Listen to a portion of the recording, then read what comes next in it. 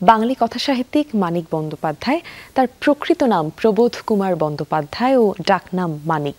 প্রথম বিশ্বযুদ্ধের পর বাংলা কথাসাহিত্যে যে কয়েকজন লেখকের হাতে সাহিত্য জগতে নতুন এক বৈপ্লবিক ধারা সূচিত হয়, মানিক বন্দ্যোপাধ্যায় ছিলেন তাদের মধ্যে অন্যতম। মানিক বন্দ্যোপাধ্যায়ের জন্ম 1908 সালের 19 মে।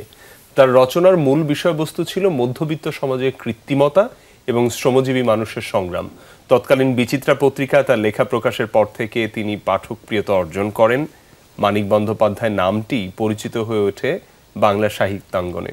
তিনি রচনা করেছেন 40টি উপন্যাস, 300 ছোট গল্প।